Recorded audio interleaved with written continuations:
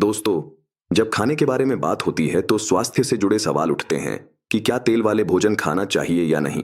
लेकिन रोजमर्रा की जिंदगी में बहुत सारी चीजें मैदे से बनती हैं, जैसे कि पराठा, नान, समोसे इत्यादि। पिज्जा, बर्गर, पास्ता, नूडल्स जो बच्चों को बहुत पसंद हैं या हमारे घरों में रोजमर्रा के खाने का हिस्सा बन रहे हैं, सभी मैदे से बनाए जाते हैं। बहुत सारी मिठाइयाँ भी मैदे से तैयार की जाती हैं।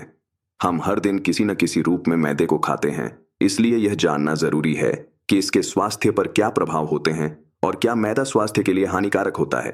वीडियो में आगे बढ़ने से पहले आपसे एक रिक्वेस्ट है कि वीडियो को लाइक कर दें और हमारे चैनल ग्लोबल नुक्ता को सब्सक्राइब भी कर दें, ताकि वीडियो बनाने में हमें हौसला मिल सके।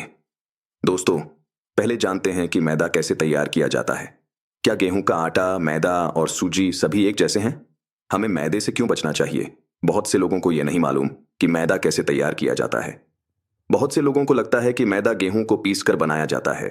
मानव रोग और पोषण सलाहकार डॉक्टर अरुण कुमार का कहना है कि चावल की 3 परतें होती हैं। पहली परत को हटाने से खाने के चावल निकलते हैं। गेहूं को भी इसी तरह साफ किया जाता है। अगर गेहूं के दानों को भूसे सहित पीस लिया जाए तो आटा तैयार होता है, जिससे हम घर में रोटी बनाते हैं। लेकिन अगर गेहूं के भूसे को पूरी तरह निकाल दिया जाए और उसे बहुत पतला पीस लिया जाए तो उसे मैदा कहा जाता है। डॉक्टर अरुण कुमार का कहना है कि बहुत ज्यादा तेल खाना स्वास्थ्य के लिए अच्छा नहीं है। उनका कहना है कि इंटरनेट पर मैदे के इस्तेमाल से जुड़ी बहुत सारी गलत मान्यताएं फैलाई जा रही हैं। इस वजह से मैदे से डरने की जरूरत नहीं है। मैदे का सफेद रंग कैसे होता है? डॉक्टर अरुण से पूछा गया कि जब गेहूं का रंग भूरा होता है तो मैदा गेहूं के आटे की तरह भूरे के बजाय चमकदार सफेद कैसे हो जाता है? और क्या इसे सफेद करने के लिए इसमें कोई केमिकल मिलाया जाता है? डॉक्टर अरुण कुमार के मुताबिक मैदा गेहूं को पतला पीसकर हासिल किया जाता है और यह अपने चमकदार सफेद रंग के लिए प्रसिद्ध है। उन्होंने कहा कि मैदे का सफेद रंग ब्लीचिंग के इस्तेमाल से हासिल किया जाता है और इस क्रिया को ऑक्सीडेशन कहते हैं, और इस केमिकल प्रक्रिया के जरिए गेहूं का भूरा रंग खत्म किया जा सकता है। दोस्तों, ऑक्सीडेशन एक ऐसा प्रोसेस होता है जिसको ऑक्सीजन के साथ मिलाने पर कीमियाई मादा बदल जाता है। डॉक्टर अरुण के अनुसार इसके लिए कुछ ब्लीचिंग केमिकल जैसे कि क्लोरीन गैस और बेंजोइल पेरोक्साइड आदि का इस्तेमाल किया जाता है। इन केमिकल्स को कितना इस्तेमाल किया जाना चाहिए, इसके बारे में कुछ गाइडलाइन नहीं बताई गई हैं। इसका इस्तेमाल सही मात्रा में किया जाना चाहिए। डॉक्टर अरुण कुमार का कहना है कि इसके अलावा खुराक के मामले में कहा जाता है कि जब ब्लीचिंग के प्रक्रिया के बाद मैदा बनाया जाता है तो उसमें यह केमिकल मौजूद नहीं होना चाहिए। उनका कहना है कि मैदा अपने सफेद रंग के लिए प्रसिद्ध है। नान, बंद, केक, बिस्किट आदि की तैयारी में मैदा शामिल होता है और यह आजकल एक महत्वपूर्ण भोजन बन गया है। अब यह सवाल पैदा होता है कि क्या मैदे का इस्तेमाल डायबिटीज का कारण बनता है? साल 2016 में भारत के मद्रास हाईकोर्ट में एक केस दायर किया गया था, जहां दायरकर्ता ने कहा था कि मैदे पर पाबंदी लगाई जानी चाहिए क्योंकि इसमें एलोक्सन होता है जो दस्त का कारण बनता है। इस केस की सुनवाई के बाद हाई कोर्ट ने खुराक विभाग को मैदे से बने खाने की जांच पड़ताल का हुक्म जारी किया। बाद में अदालत ने कहा कि खुराक विभाग की जांच के दौरान इस बात की पुष्टि हुई है कि खाने में कोई खतरनाक केमिकल नहीं पाया गया है। अगर हम एलोक्सन को देखें तो यह ब्लीचिंग के प्रक्रिया के दौरान मैदे में नहीं पाया जाता, लेकिन यह एक ऐसा तत्व है जो ऑक्सीडेशन की प्रक्रिया के दौरान खुद को तैयार कर सकता है। इसमें चर्बी बहुत कम मात्रा में मौजूद होती है। आपको बता दें कि एक रिसर्च के दौरान यह पाया गया है कि एलोक्सान को बनावटी तौर पर चूहों में डायबिटीज पैदा करने के लिए इस्तेमाल किया गया है, लेकिन इन टेस्टों में इस्तेमाल होने वाला एलोक्सन मैदे में पाए जाने वाले एलोक्सन से 25,000 गुना ज्यादा ताकतवर था, इसलिए दोनों का मुकाबला नहीं किया जा सकता।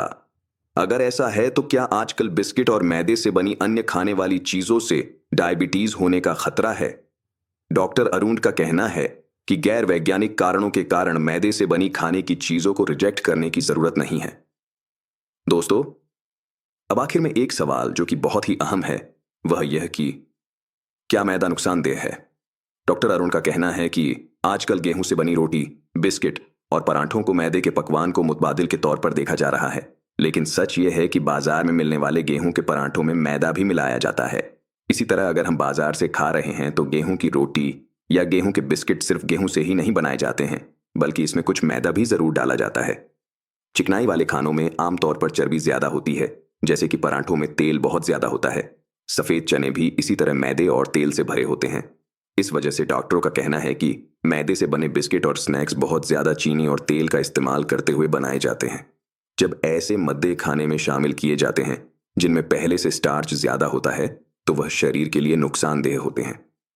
डॉक्टरों का यह भी कहना है कि जिन लोगों को डायबिटीज है उन्हें चिकनाई नहीं खानी चाहिए, क्योंकि फाइबर के बिना खाना ब्लड शुगर के स्तर में अचानक बढ़ावा का कारण बन सकता है।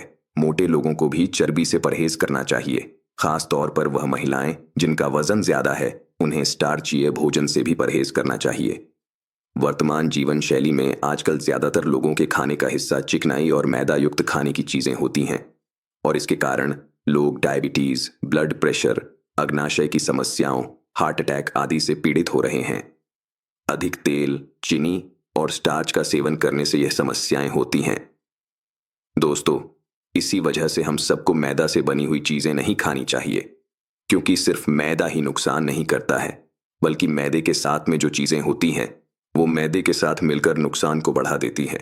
इसलिए ज्यादा से ज्यादा मैदा से बनी चीजों का सेवन करने से बचना चाहिए। दोस्तों, आपको यह वीडियो कैसी लगी प्लीज कमेंट करके जरूर बताएं। वीडियो को लाइक कर दें और चैनल को सब्सक्राइब कर दें ताकि इसी तरह की वीडियो बनाने में हमें हौसला मिल सके।